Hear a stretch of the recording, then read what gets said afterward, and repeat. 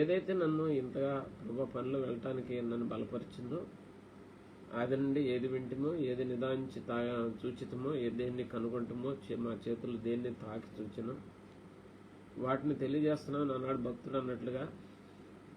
నా హృదయంలో ఇచ్చినట్టు తలంపులు మీకు భయంకరంగా మారితే, నాకు ఆశీర్వాదంగా మారితే, నన్ను బట్టి మీ సహోదరులు, మీ బిడ్డలు, సహోదరులందరికీ కూడా మారితే నేను చాలా ఆశీర్వదించబడిన వాళ్ళం, మేమందరం ఆశీర్వదించబడిన వాళ్ళం.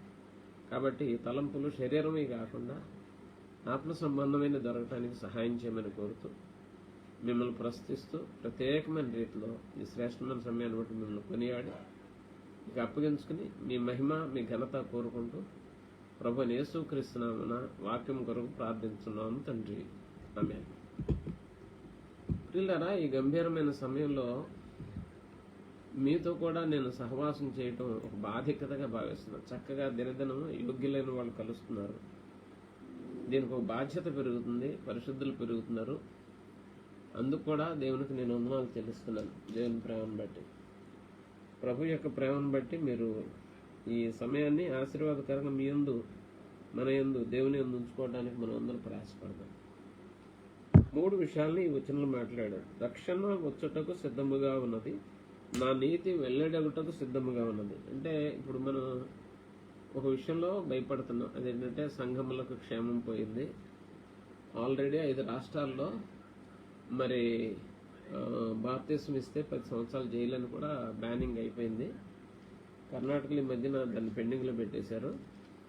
ఇప్పుడు 4 రాష్ట్రాలు ఉంది. ఇంకా మేము అన్ని రాష్ట్రాలకు తీసుకొస్తాము, మేము బాప్తిసాలు ఇవ్వలేము, మందిరాలు కట్టలేము అనేటువంటి ఒక ఎజెండాతో కొందరు ప్రయత్నం చేస్తున్నట్టు మనందరికీ తెలుసు. అయితే దేవుని ప్రేమను బట్టి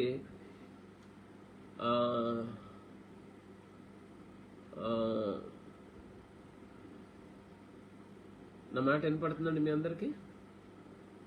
వినపడుతుంది బ్రదర్. రైట్. ఇప్పుడు ప్రభు దయను బట్టి ఇక్కడ లేఖనాల్లో మనం చూసినప్పుడు చాలా చక్కని విషయాల్ని మనం చూడవచ్చు. మనకి రక్షణ సిద్ధంగానే ఉంది. భారతదేశానికి రక్షణ ఆపగలిగిన వాడు ఎవడో లేడు, సంఘాలను ఆపగలిగిన వాడు ఎవడో లేడు. ఇక్కడ ఒక కీలకమైన మాటని, వార్నింగ్ని ప్రభు ఇచ్చాడు. అదేంటంటే, మీరు విశ్రాంతి దినాన్ని అపవిత్రపరచబాకండి. మనకు విశ్రాంతి దినం ఆదివారం ఆరాధన, పాత నిబంధనలో వేరు. రెండోది, కీడు చేయకుండా మీ చేతులు బిగబట్టుకోండి. ఎవడు చూసినా డబ్బులు, ఎలక్షన్ డబ్బులు, ఇదే గొడవ. ఈరోజు నేను చాలా సంతోషపడుతున్నాను. మేమే పూర్తిగా ఏ పార్టీకి చెందకోకుండా మేము ప్రార్థన దినం అనౌన్స్ చేశాం. అక్కడికి ఒక పార్టీ విలేకరు వచ్చేసాడు, సాక్షి విలేకరు వచ్చేసాడు. రోడ్డు మీద నుంచున్నాడు, మీ ప్రోగ్రాం తీసుకుంటాం, పేపర్కి వేస్తాం, నువ్వు ఒక పార్టీకి చెందినోడు మాకెందుకే అని చెప్పేసి ఒక సేవకుడు వెళ్ళి, అట్లాంటి మా సేవకుడికి నచ్చదు, వదిలిపోండి అని పంపించేశాడు.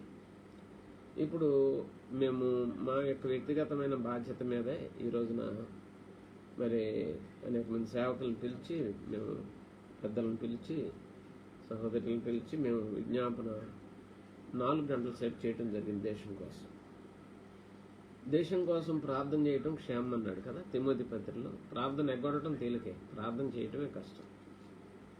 దేశం కోసం ప్రార్థన చేస్తే సంపూర్ణ భక్తి కలిగి నెమ్మదిగా సుఖంగా బతకాలంటే దేశం కోసం ప్రార్థన చేయండి అన్నాడు. మనకి ముద్దుకైన వాడు కనపడతాడు, యూదులకు నష్టం కలుగుతుందన్నప్పుడు తన బిడ్డను కోటలో పంపించి ఎంతో వేదనతో యూదుల క్షేమం కోసం పనిచేసిన ముద్దుకై కనపడతాడు మనకి. మనం తెలియకోకుండా మనం తప్పులు చేసి ఎవరినో మనం దురభిమానాలను పెంచుకుని మన చేతితో కీడు చేయకూడదు. దైవజనుడు బలం తీసుకునేవాళ్ళు సాధ్యమైనంత వరకు మితంగా ఉండాలి, లిమిటెడ్గా ఉండాలి, ప్రభు మీద ఆధారపడాలి. కానీ నోటి మీద, లోకం మీద, పార్టీల మీద ఆధారపడకుండా జాగ్రత్తగా ఉండాలి. ఇక్కడ ఈ కాన్సెప్ట్లో మనం చూసినప్పుడు మన చేతితో కీడు రాకుండా మనం చూసుకోవాలి. ఇంకోటి 3వది ఏమన్నాడంటే, యెహోవాను మాత్రం హత్తుకోవాలి. నిన్నేదో దేవుడు తోసేస్తాడని, ఎవడో ఏదో చేస్తాడని నువ్వు అనుకోదు. 3 విషయాలు మాట్లాడు. 1, విశ్రాంతి దినం పవిత్రంగా ఉంచుకో. 2వది, నీ వలన కీడు రానివ్వకు. 3వది ఏం జరిగిందంటే, నీవు ఎవడో నిన్ను వెలేస్తాడు, ఎవడో చేస్తాడని నువ్వు అనుకో. ఇప్పుడు నేను దావీదు జీవితంలోకి వెళ్తున్నాను ఈ వాక్యాన్ని బట్టి. దావీదు జీవితంలోకి వెళ్తున్నాను. దావీదు జీవితంలో 3 సిద్ధపాట్లు మీ ముందు పెట్టాలని నేను అనుకుంటున్నాను. మొదటి సిద్ధపాటు, అతడు తన ఆత్మీయ జీవితంలో రాజ్యం కోసం లేదా దేవుని చిత్తం కోసం అతడు చూపించిన సిద్ధపాటు. దేవుడు అవమానపరచబడుతున్నాడు. ఫిలిష్తీయుడైనటువంటి గొలియాతు వచ్చి, మీ దేవుడు ఏం చేయగలడు, నన్ను మీ దేవుడు ఏం చేస్తాడు, మిమ్మల్ని అందరినీ చీరేస్తాను, దమ్ముంటే ఒకళ్ళు రండని హెచ్చరిస్తున్నాడు. వాడు అలా ఎన్ని రోజులు చేశాడంటే 40 రోజులు చేశాడు. ఒక్కరోజు కాదు, వాడు చేసింది 40 రోజులు, ఒక్కరోజు కాదు. ఆ ఒక్కరోజు చేసినప్పుడు 40 రోజులు చేసినప్పుడు సౌలు 8 అడుగుల మనిషి చేతులు ఎత్తేసాడు. ఎందుకంటే 9.5 అడుగులు ఎత్తు గొలియాతు ఉన్నాడు. అలాగే మనం చూసినప్పుడు అన్నలు కూడా 7.5 అడుగులు ఎత్తులాళ్ళు. దావీదు అన్నలు సైన్యంలో ఉన్నవాళ్ళు, వాళ్ళు కూడా చేతులు ఎత్తేసారు. విస్తారమైన సైన్యం చేతులు ఎత్తేసిన సందర్భంలో చిన్నవాడు సుమారు 6 అడుగులు ఎత్తున్నటువంటి లేదా 6 అడుగులు ఎత్తున్నటువంటి దావీదు ఏం చేశాడంటే తన సిద్ధపాటును అక్కడ చూపించాడు. రాజ్యానికి బాధ కలిగేటప్పుడు సిద్ధపాటు. నీ ఇంటికి బాధ వచ్చినప్పుడు సిద్ధపాటు చూపించడం కాదు, నీ మేలు కోసం సిద్ధపాటు చూపించడం కాదు.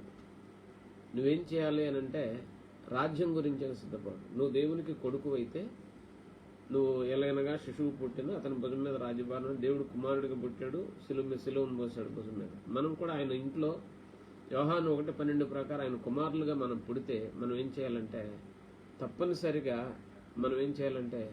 రాజ్యభారం భుజం మీద వేసుకోవాలి. మనుషుల భారం, రాజకీయ భారాలు కాదు, రాజ్యభారం. సంఘక్షేమమే. సంఘానికి మేలు చేసినోడు మనవాడే, సంఘానికి నష్టం చేసినోడు మనవాడు కాదు, సంఘానికి చేసినవాడు. పత్రిక చదువుతారా? మత్తయి సువార్త 12:30 చాలా విలువైన విషయాలు దేవుడి కోట మీకు ఇస్తాడని నేను ఆశపడుతున్నాను. మత్తయి సువార్త 12:30 చదువుదాం. 12:30 యేసు ప్రభు స్వయంగా చెప్పినటువంటి మాట ఇది. ఏమన్నాడు ఇక్కడ మీరు చూస్తారా? దయచేసి చూడండి, త్వరగా చదవాలి ఎవరో ఒకరు. యేసు ప్రభు స్వయంగా చెప్పినటువంటి, నా పక్షమున ఉండని వాడు నాకు విరోధి, నాతో కూడా సమకూర్చుని వాడు చదవ. యేసు ప్రభు స్వయంగా చెప్పాడు, నా పక్షం ఉండకపోతే నాకు విరోధి. అంటే అర్థం ఏంటంటే నేను ప్రాణం పెట్టి సంఘానికి అంటానికి ప్రయత్నం చేస్తున్నాను. నేను సంఘాని కోసం నేను వాక్యాన్ని ఇచ్చాను, నా రక్తాన్ని ఇచ్చాను. మరి నేను నాతో పాటు ఈ సేవను బలపరచని వాళ్ళు, సంఘ క్షేమం కోరని వాళ్ళు, దేవుని యొక్క ప్రజల క్షేమం కోరని వాడు నాకు విరోధమైన మాట మాట్లాడుతున్నాడు. మనకు ఎవరయ్యా అంటే రక్త సంబంధికులు కాదు, మన సొంత వాళ్ళు, మన ఇంటి పేరటోళ్ళు కాదు, మన కులం వాళ్ళు కాదు, మన రక్త సంబంధికులు. దేవుని వాక్యం ప్రకారం దేవుని దయ వలన నాకు ఇవ్వబడిన అసెంబ్లీస్ని బట్టి, సహవాసాన్ని బట్టి దేవుని స్తుతిస్తాను. నాకు ఐందవుల్లో నుంచి మారినటువంటి సహోదరులు నా బంధువులు అయ్యారు. అలాగే అనేక కులాలు, 7 కులాల నుంచి మారిన వాళ్ళు, కోమటల్లో నుంచి, లేకపోతే మరి రాజుల్లో నుంచి, గౌడల్లో నుంచి, మరి ఇలా చూస్తే కొంతమంది బీసీసీలు, మరి వైశ్యుల్లో నుంచి కూడా మారిన వాళ్ళు, ఇట్లా కొంతమంది చౌదరులు నా ఆత్మీయ బంధువులు ఉన్నారని చెప్పడానికి నేను సంతోషపడతాను. ఆయా గ్రామాల్లో, ఆయా ప్రాంతాల్లో వాళ్ళందరూ నా బంధువులు. రేపు రొద్దున వాళ్లే నన్ను మోసుకెళ్లాలని కూడా నేను మనస్ఫూర్తిగా ఆశపడుతున్నాను. నేను చనిపోయిన తర్వాత నా వాళ్ళు, రక్షించబడిన వాళ్ళు రాకపోయినా బాగలేదు, వాళ్ళు నన్ను మోయకపోయినా బాగలేదు. నా ఆత్మీయ బిడ్డలు నన్ను మోసే చాలు, ఆత్మీయ బంధువులు. ఇది నా నమ్మకం. అలాగే నేను ఇప్పుడు ప్రభుత్వం 30 సంవత్సరాలు నడిచాను. మొదటి 14 సంవత్సరాల సేవలో నా దగ్గరికి తమ్ముడు అనేవాడు కానీ, తల్లి అనేది కానీ రాలేదు ఎవరు. కానీ నా ప్రజలే నాతో ఉన్నారు. మన బంధువులు, మన జనాంగమే, మన క్రైస్తవ సమాజమే, సంఘమే మన శరీరము, సంఘమే మన కుటుంబము. సంఘానికి శిరస్సైన క్రీస్తే మన రక్షకుడు, మనల్ని కన్నవాడే, పుట్టించిన వాడే మన తండ్రి. ఈ విధంగా మనం చూసినప్పుడు మనం ఆయన పనిలో ఉన్నాం. అందుకే యాజకత్వం చేయడానికి రాజులుగా, యాజకులుగా ఆయన మనల్ని ఏర్పాటు చేసుకుని మనల్ని రాజ్యంలోకి రప్పించుకున్నాడు. ఒకవేళ మీలో ఎవరైనా మీ కుటుంబానికి అధిక ప్రాధాన్యత ఇస్తే, మీ కులం వాళ్ళకే లేకపోతే మీకు నచ్చిన వాళ్ళకి అధికమైన ప్రాధాన్యత ఇస్తే మీరు పాపం చేస్తున్నారని నేను స్పష్టంగా ప్రకటన చేస్తున్నాను. మనం అధిక పాపం చేయకూడదు. ఇక్కడ దావీదు మహారాజు రాజ్యమంతా నిమ్మకు నీరెత్తున్నప్పుడు దావీదు మహారాజు సిద్ధపాటు ఎలా ఉందంటే, ఎవడు వాడు నా దేవుణ్ణి అనటానికి ఎవడు వాడు, నా దేవుణ్ణి మరి దూషించడానికి వాడెవడు? జీవము గల దేవుణ్ణి మరి మీరందరూ రెఫరెన్స్ తర్వాత చూసుకోండి. జీవము గల దేవుణ్ణి తిరస్కరించడానికి సున్నతి లేని వాడు వాడెంతటి వాడని రోషగాడిగా తన సిద్ధపాటును వ్యక్తం చేశాడు. ఈ సిద్ధపాటును వ్యక్తం చేసినప్పుడు అన్నలు ముందు పిచ్చోడు అన్నారు. ఇంటి వాళ్ళు ఏం చేశారంటే విమర్శకులుగా మారారు. ఒకవేళ మీరు కొంతమంది విగ్రహారాధన నుంచి వచ్చిన వాళ్ళు ఉన్నారు. ఒకవేళ మీరు ప్రభువుని నమ్ముకున్నందుకు మీలో ఎవరైనా సరే ఒకవేళ మిమ్మల్ని పిచ్చివాళ్ళుగా చేస్తుంటే మీరు ధన్యులని ఈ రాత్రి నేను తెలియజేస్తున్నాను. మీకంటే గొప్ప వాళ్ళు ఎవరు లేరు. ప్రభు కొరకు మీరు పిచ్చివాళ్ళకి ఎంచబడుతున్నారు కాబట్టి మీరు ధన్యులని మిమ్మల్ని నేను అభినందిస్తున్నాను. మీరు ధన్యులు. ఒకవేళ నీ బంధువు కానీ ప్రభు నమ్ముకున్నారు ఏంటి వాళ్ళు సాధించేదని నేను విమర్శిస్తుంటే వాళ్ళకి తెలియదు అనమాట. నువ్వు పొందబోయే మహిమ వాళ్ళకి తెలియదు. కాబట్టి నువ్వు బాధపడిన అవసరం లేదు. దావీదు సిద్ధపాటులో వెర్రితనాన్ని అనుభవించాడు. ఆ అన్నలు తిరస్కరించారు, చిన్నచూపు చూశారు సైన్యంలో వాళ్ళు. సౌలు కూడా ముందు తిరస్కరించాడు, రాజు కూడా. కానీ అతడు ధైర్యంగా ఏం చేశాడంటే ఆ యుద్ధమునకు సిద్ధపడ్డాడు. ఆత్మీయ యుద్ధంలో నాకెందుకు లేదు. పొద్దున్న ప్రార్థన చేస్తుంటే ఒక ఆయన అంటున్నాడు, గట్టిగా చేయబాకండి, రోడ్డు మీద కనపడాడు. వీళ్ళు బాక్స్ పెట్టుకుని లోపలే చేస్తున్నాను, ఈ సౌండ్ బాక్సులో శబ్దం కూడా బయటకు కనపడుద్దేమో, గట్టిగా చేయబాకండి ప్రార్థన అంటున్నాడు ఒక ఆయన. నవ్వు వచ్చింది మాకు. ప్రార్థన చేయడానికి గడిపేంటి దేశానికి క్షేమం కోసం ఆలోచించానమాట. మన సిద్ధపాటు రాజ్యక్షేమం గురించి ఉండాలి, రాజ్య భారమే ఉండాలి. మణిపూర్లో సహోదరులు సహోదరులు ఇల్లు పోగొట్టుకున్న వాళ్ళు ఇప్పటికి కూడా శరణార్థుల శిబిరాల్లో అక్కడక్కడ టెంట్లు వేసి గవర్నమెంట్ అన్నం పెట్టే చోటే ఉన్నారు. ఇంకా అది దగ్గర ఏడాది అయిపోయినా సరే ఇల్లు లేవు వాళ్ళకి, ఇంకా గవర్నమెంట్ కట్టలేదు. వాళ్ళకి పొలాల్లో పనులకు వెళ్ళడానికి ధైర్యం చాలదు. ఎందుకంటే ఇంకా తిరుగుబాటుదారులు ఇంకా ఉంది అక్కడ పోరాటం. ఈ మధ్యన ఉంటున్నాం కదా అప్పుడప్పుడు. ఈ రోజు కూడా ఇంటి వాకట్లు వెళ్ళారు మన సోదరులు మన సోదరులు, మన తండ్రి పేరిట మనకు బంధువులైన వాళ్ళు ఈ రోజు కూడా ఇళ్ల దగ్గరికి వెళ్ళకోకుండా ఉన్నారు. నేను శేఖర్కి ఫోన్ చేసి, బ్రదర్ మేము కొంచెం సహాయం పంపిస్తాము, బాగా సఫర్ అవుతున్న కుటుంబాల పేర్లు 4 పంపించమని చెప్పాను. శేఖర్కి ఒక 5,000 రూపాయలు పంపించాను 10 రోజుల క్రితం. పంపించి బ్రదర్ ఏంటంటే లేదండి ఇళ్ళకి వెళ్ళలేదు, వండుకోవట్లేదు, శరణార్థుల శిబిరంలో అన్నం పెడుతున్నారు కానీ వీళ్ళకి మనీ అందే అవకాశాలు కూడా లేవండి అన్నారు. మరి ఆ విధంగా దౌర్భాగ్యమైన పరిస్థితుల్లో ఉన్న వాళ్ళు బాధల్లో ఉన్నప్పుడు అదే మన తమ్ముడు చెల్లి రక్త సంబంధికులు అయితే మనం ఏం చేస్తాం? మనం ఆలోచించినప్పుడు ఎక్కడో అమెరికాలోని ఇతర దేశాలను భారతదేశంలో క్రైస్తవుల గురించి అంతెంత వేదన ఎందుకు పడాలి అంటే ఆత్మీయత అనేది సిద్ధపాటు అనేది ఎలా ఉంటుందంటే దైవికమైన బంధాల మీద ఏర్పడుతుంది అనమాట. అందుకే రాజ్యంలో జరుగుతుంది. బైబిల్ ప్రింటింగ్ ఆపేశారు, మీకు తెలుసా? మీరందరూ దొరికిన బైబిల్ అన్ని కొనేసి నింట పెట్టేసుకోండి. త్వరలో మీకు బైబిల్ రేటు 1000 రూపాయలైనా దొరకదు. బైబిల్ ప్రింటింగ్ ఆపేశారు. నిన్న మొన్న వార్తలు వచ్చింది, గవర్నమెంట్ ఆపేసింది ఇండియాలో ప్రింటింగ్. అంటే మీకు 1000 రూపాయలు కాదు 2000 పెట్టినా బైబిల్ దొరకని రోజు రాబోతుంది. వాక్యం కరువద్దనే వాక్యం ఉంది కదా, అది కూడా రెడీ అయిపోయింది, నెరవేరబోతుంది. కాబట్టి మీరు ఏం చేయాలి? రాజ్యం గురించి వేదన ఉండాలన్నమాట. రాజ్యం గురించి నేను అప్పుడే అనుకున్న, ప్రభు నాకు ఏళ్ళకి బాగా స్పీడ్గా చేయడం, బైబిల్ టైప్ చేసి నా ఇంట్లోనే ప్రింట్ చేసేయాలి ప్రభు చిన్న చిన్న అక్షరాలతో అని చెప్పేసి ఒక చిన్న ప్రార్థన కూడా చేసేసాను నేను. అంటే అర్థం ఏంటంటే ఆ విధమైనటువంటి భయంకరమైన రోజుల్లోకి వెళ్ళి మన సిద్ధపాటు ఉండాలన్నమాట. రాజ్యంలో దుష్టుడు చెలరేగిపోయినప్పుడు దావీదు ధైర్యం వహించాడు. అతని సిద్ధపాటులో ఆయుధాలను నమ్ముకోలేదు, అతడు నున్నని రాయినే నమ్ముకున్నాడు. మన అనుభవం అంతా నున్నగానే ఉండాలి కానీ గరుకుతనం అవసరం లేదు, ఆయుధాలు అవసరం లేదు. అతడు నున్నని రాయినే నున్నటితనాన్ని ఎదుర్కొన్నాడు. ప్రభు ఆయనదే యుద్ధం అనుకుంటూ బయలుదేరాడు. నేను కాదు చేసేది. అది ఆయన మొదటి సిద్ధపాటుగా మనం చూస్తాం. రెండవ సిద్ధపాటుగా మనం చూసినప్పుడు దేవుని మందసం రాజ్యంలోకి వస్తున్నప్పుడు దావీదు యొక్క సిద్ధపాటు సంసిద్ధత వ్యక్తీకరణ ఎలా ఉందనంటే మీరు తర్వాత చదువుకోండి. తను మర్చిపోయాడు. దేవుని సన్నిధి వస్తుంది, దేవుని కూటం జరుగుతుంది, దేవుని ప్రార్థన జరుగుతుంది, లేదా దేవుని సేవ జరుగుతుంది అన్నప్పుడు నిన్ను నువ్వు మర్చిపోయి పరుగులు తీయగలిగే సిద్ధపాటు నీలో ఉందా? మందిరంలో ప్రార్థన జరిగితే ఇంటి దగ్గర పడుకున్నావు కదా, అనేక సార్లు నువ్వు సేవలో పాల్గొనలేదు కదా. దైవజనుడు నేను ఈ వయసులో విస్తారంగా నేను రానుబోను 800 కిలోమీటర్లు ప్రయాణాలు చేసి నేను పనిచేస్తుంటే నేను పరిచర్య సమయంలో మీరు కాస్త ప్రార్థనలో ఉండండి చెప్పి వెళ్తాను. ఉన్న 100 మందిలో 150 మందిలో ఒక 5 10 మందికి ఆ మనసు కలుగుతుంది. వాళ్ళకి ఏం సిద్ధపాటు ఉంది అన్నది. దేవుని సన్నిధి అంటే తన్మయించుకోవాలి. దేవుని ఆరాధన అంటే తన్మయించుకోవాలి. మన సిద్ధపాటు ఎలా ఉండాలి? వాక్య ధ్యానం జరుగుతుందంటే తన్మయించుకోవాలి. మీలో కొంతమంది వాక్య ధ్యానం జరుగుతూ ఉండగానే నిద్రపోతున్నారు, వాక్య ధ్యానం జరుగుతూ ఉండగానే డిస్కనెక్ట్ అయిపోయి వెళ్ళిపోతున్నారు. ఎందుకంత పరిస్థితి నీకు సహోదరుడా? ఈ శ్రేష్టమైన సేవలు ఆలోచించి నీ సిద్ధపాటు దేవుని సందులో ఎలా ఉంది ఆలోచన చేస్తే, దావీదు దేవుని సందులో తనను తాను మర్చిపోయాడు. భార్య హీనంగా చూస్తే పిచ్చి మొహం నీకేం తెలుసు అని తన సిద్ధపాటును సంపూర్ణ వ్యక్తం చేసినటువంటి ఆనందించినటువంటి ఆ తన్మయత్వము దావీదులో చూస్తాం.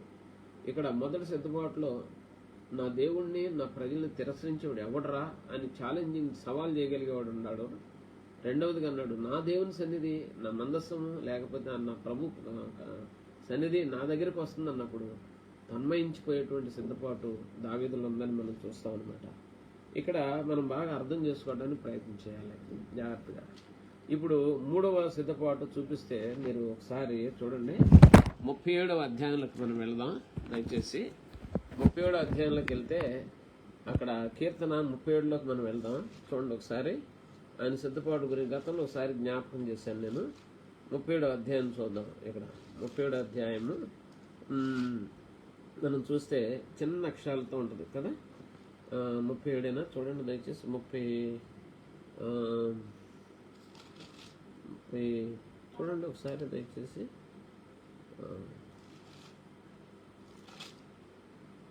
35 అనుకుంటా. 35 చూడండి ఒకసారి.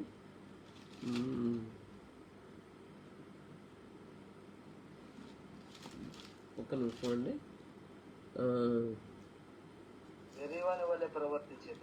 అదండి 37 34 కదా. 34 చూడండి. దావీదు ప్రవర్తించి అతని చేత వేయబడిన తరువాత రచించిన కీర్తన. ఒక రోజున సౌలు చంపటానికి పూడుకున్నప్పుడు 3వ సిద్ధపాటు తనను తాను కాపాడుకోవాలి. తనను తాను కాపాడుకునే పరిస్థితి వచ్చింది.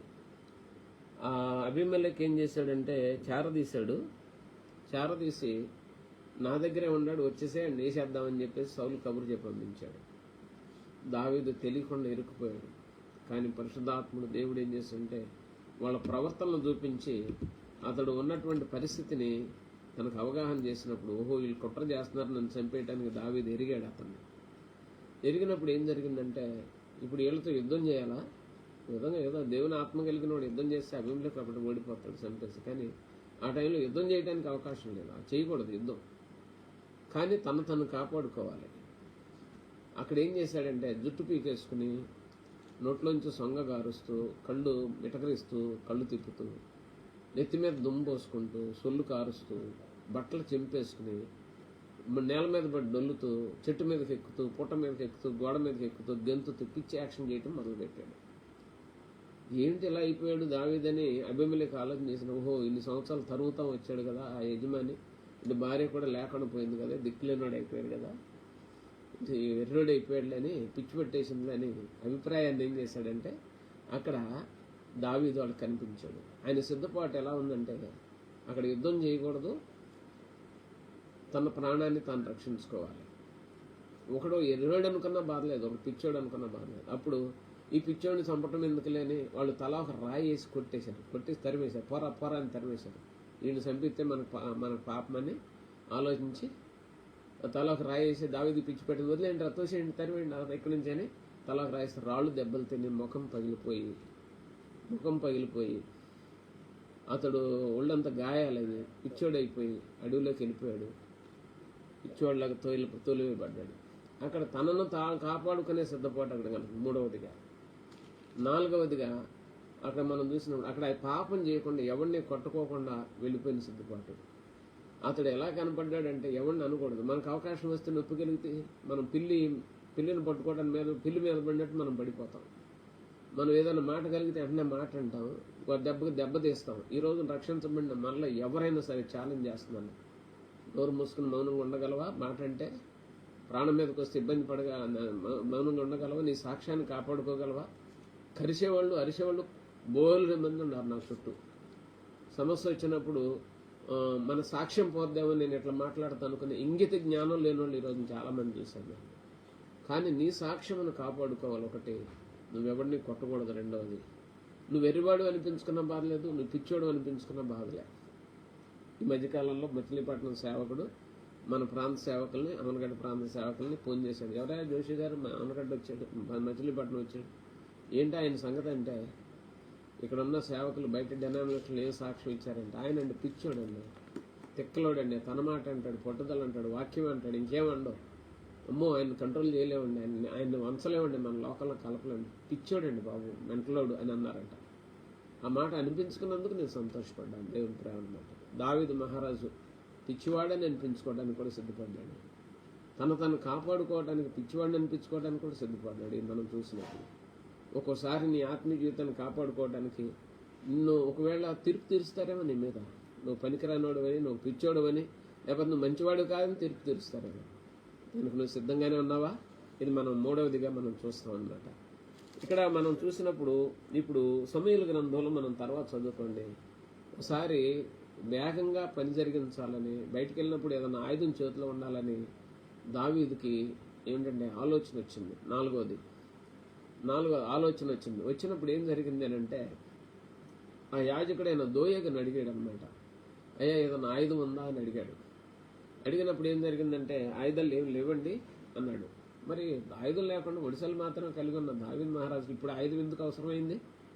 ఆ రోజున సౌలు తగిలిస్తే ఆయుధాలను తీసేశాడు కదా. మరి ఇప్పుడు ఎందుకు అర్థమైందంటే, దావీదులో కొంచెం ఆత్మీయ పతనం మొదలైంది. ఆత్మీయ అనుభవంలో పతనం మొదలైంది. ఆయుధాల మీద ఆధారపడి. ఈరోజు దేవుని బిడ్డలకు ఆయుధాలు కావాలి, మనుషులు కావాలి, బలాలు కావాలి, రాజకీయాలు కావాలి, డబ్బు కావాలి, ఇవే కావాలి జీవితాల్లో. దేవుని విషయాల్లో ప్రభు మీకు అవగాహన ఇస్తారని నేను ఆశపడుతున్నాను. దేవుని ప్రేమను బట్టి దావీదు మహారాజు అక్కడ ఏమయ్యాడు అని మనం ఆలోచన చేస్తే ఓ చక్కని విషయం కనపడుతుంది. అతడు మనకి హెచ్చరిక కనపడతాడు. ఇక్కడ ఆ దోయగా అన్నాడు, గొల్యాతు ఖడ్గం ఉంది అన్నాడు. గొల్యాతు ఖడ్గం తెలుసు కదా మీకు, సమూయేలు గ్రంథం ఎంత పెద్దదో అది ఉందన్నాడు. గొల్యాతు చంపబడ్డాడు కానీ గొల్యాతు ఖడ్గం చంపబడలేదు. ప్రియులారా జాగ్రత్తగా అర్థం చేసుకోండి. సాతాను ఓడించబడ్డాడు కానీ సాతాను యొక్క పన్నాగాలు, ప్రణాళికలు ఇంకా అంతమొందించబడలేదు.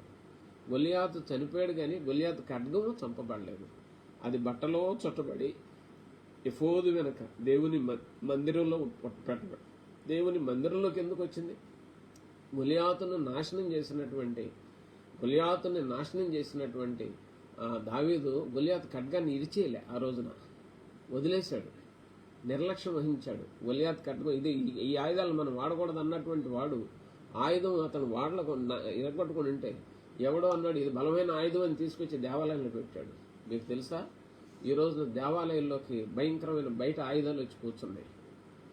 నేను ఈ రోజున అదే విషయాన్ని హెచ్చరించాను. మన మందిరాల్లోకి రాజకీయాలు వస్తున్నాయి, మన మందిరాల్లోకి వెధవి అన్నీ ఇచ్చేస్తున్నాయి. ఎంత మంచోడు అనుకున్నామో వాళ్ళకి ఏదో ఒకటి దురాభిమానం వెరమాలి. ప్రభులో ఉండా మనకి ఇవన్నీ ఎందుకు అని అనుకోవట్లేదు. ఈ రోజున ప్రభు దయాన్ని బట్టి, దేవుని ప్రేమను బట్టి చెప్తున్నాను. ఈ మర్మాన్ని మీరు అర్థం చేసుకోండి. ఆ గొల్యాతు ఖడ్గం ఎఫోదు వెనక దాచబడింది, బట్టలో చుట్టబడి దాని పదును తగ్గిపోకుండా దాచబడిందని చెప్పేసి కూడా దోయగా ఎక్కడ చెప్తాడు. మీరు చదువుకోండి, వాక్యంలో సమూయేలు గ్రంథంలో ఉంటుంది. ఇక్కడ మనం చూసినప్పుడు దానిని మించింది మరొకటి లేదు, అది నాకు ఇవ్వని దోయగన దావీదు మహారాజు. ఏమిటి ఇన్ని రకాల ఆత్మీయ సిద్ధపాట్లు కలిగిన వాడు, వినవా, దేవుని మీద అవమానం కలిగితే ఇష్టపడినవాడు, ప్రజలంటే మాట అంటే ఇష్టపడినవాడు, మందసం వస్తే సంతోషపడి సిద్ధపడిపోయినవాడు, సంతోషాన్ని సిద్ధపడినవాడు, ఇదిగో తన సాక్ష్యం పోతే తను ఎవరిని కొట్టకూడదు అనుకున్నటువంటి దావీదు, ఆత్మీయ సిద్ధపాట్లు కలిగినటువంటి దావీదు ఇక్కడ కత్తి తీసురా నాకు అది కావాలని చెప్పేసి అనేదాకా దిగజారిపోయిన సిద్ధపాటు కనపడుతుంది. కొంతమంది దిగజారటంలో కూడా సిద్ధంగా ఉంటారు అనేక సార్లు. ఇప్పుడు ఏం జరిగింది, దాన్ని తీసుకున్నాడు, ఆయుధాన్ని తీసుకున్నాడు దావీదు మహారాజు. తర్వాత అధ్యాయంలోనే కంటిన్యూషన్ ఉంటుంది. ఈ విషయం రాజైన సౌలుకు తెలిసింది. ఒక యాజకుడు వెళ్ళి కత్తిని తీసుకెళ్లి దావీదుకి ఇచ్చాడు కాబట్టి యాజకులందరినీ వేసేయమంటే 80 మంది యాజకుల్ని సౌలు రాజు చంపించేశాడు. మనం చూస్తే కారణం ఏంటంటే ఆయుధాన్ని దావీదు మహారాజు పట్టుకున్నందుకే.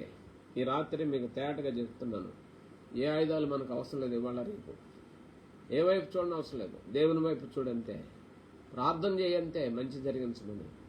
నీ సిద్ధపాటుని లోక సంబంధంగా మార్చుబాకు, లోకాయుధాలు పుచ్చుకోబాకు, నువ్వు లోకాయుధాల వైపు నువ్వు చూడబాకు. జాగ్రత్తగా నువ్వు ఉండటానికి ప్రయత్నించేయి. చాలా అవసరమైన విషయం ఇది. దీంట్లో ఎంత గంభీరమైన సత్యం ఉందో కూడా మీరు జాగ్రత్తగా తెలుసుకోమని కూడా దేవుని పేట మిమ్మల్ని బ్రతిల్లాడుతున్నాను.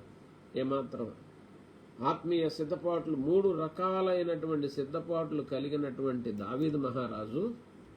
దేవుని బిడ్డలారా బాగా గ్రహించండి, బాగా అర్థం చేసుకోండి. ఇక్కడ మనం చూస్తే ఏం జరిగిందనంటే అతడు ఏ విధంగా తయారైపోయాడు అని మనం ఆలోచన చేస్తే చాలా బాధాకరమైనటువంటి విషయంలోకి వెళ్ళిపోయాడు అనమాట. పిచ్చివాడైపోయినా బాధ లేదు దేవుని బిడ్డ, పిచ్చివాడు అయిపోయినా బాధ లేదు. మీరు గ్రహించారా? మీరు పిచ్చివాళ్ళు అయిపోయినా బాధ లేదు. కానీ గమనించు, మనం ఏమాత్రం కూడా విన్నావా, రాజ్య విషయములలో మనము నిర్లక్ష్యముగా ఉండకూడదు. మన సాక్ష్య విషయం నిర్లక్ష్యం. అనవసరమైన ఆయుధాలను పట్టుకోవడానికి మనం సిద్ధపడకూడదు. అనవసరమైనటువంటి బలాలను మనం పట్టుకోవడానికి సిద్ధపడకూడదు. మన బలము, మన ఘనము, మన ధన్యత ప్రభువే. ఇప్పుడు దావీదు మహారాజు ప్రారంభంలో ఇజ్రాయేలీలు పతనం కాపాడడానికి కారణమయ్యాడు, ఏ దావీదు మహారాజు శత్రువు పడిపోవటానికి కారణమయ్యాడు, ఇక్కడ చివరిలోకి వచ్చాడు. అదే దావీదు యాజకత్వం నాశనం అయిపోవటానికి కారణమయ్యాడు. 80 మంది యాజకులు చనిపోయారు. ఈ శ్రేష్టమైన సమయంలో దేవుని పేట మీ అందరికీ తెలియజేస్తున్నాను. ఈ మర్మాన్ని రాత్రి మీరు అర్థం చేసుకోండి. నీ సిద్ధపాటు కొంచెం గాడి తప్పిందైతే, నీ సిద్ధపాటు కొంచెం తేడాది కలిగించిందైతే ఆటోమేటిక్గా నువ్వు సంఘానికి మేలు చేయవు. కానీ ఏం చేస్తావంటే నువ్వు సంఘానికి నష్టం కలుగు చేస్తావు.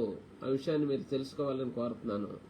నువ్వు సంఘానికి నష్టం కలుగు చేయడానికి దేవుడు నిన్ను పిలవలే, సంఘానికి మేలు కలుగు చేయడానికి దేవుడు నిన్ను పిలిచాడు.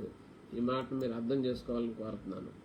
సంఘానికి మేలు కలుగు చేయటానికి దేవుడు మనల్ని పిలిచాడు. ఈ మర్మాన్ని మనం అర్థం చేసుకోవాలి.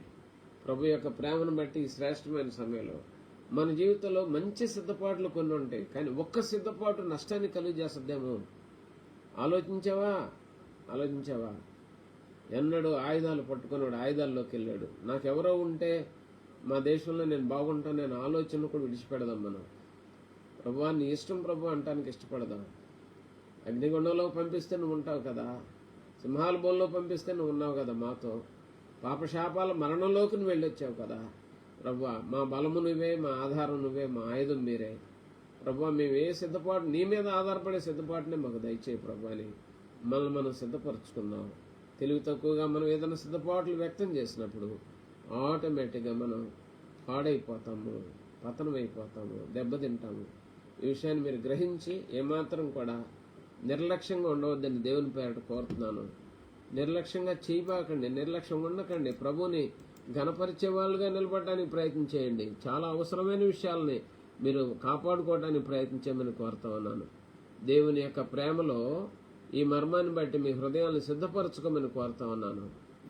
ధైర్యవంతులై ప్రభు కొరకు మీ సిద్ధపాటును పవిత్రంగాను, మీకు నష్టం లేదుగా, సంఘానికి నష్టం లేదుగా, యాజకత్వానికి నష్టం లేదుగా చేసుకోండి. భవిష్యత్తుకు ఆశీర్వాదకరంగా ఉండండి. సొంత సిద్ధపాట్ల వల్ల మనం అనేక సార్లు దెబ్బతింటాం, ఎరిగి జాగ్రత్త పడదాం. అటువంటి ధన్యత కృప మనకు దొరికినట్లుగా ప్రభు మీద ఆధారపడదాం. దేవుడి వాక్యమును దీవించునుగాక.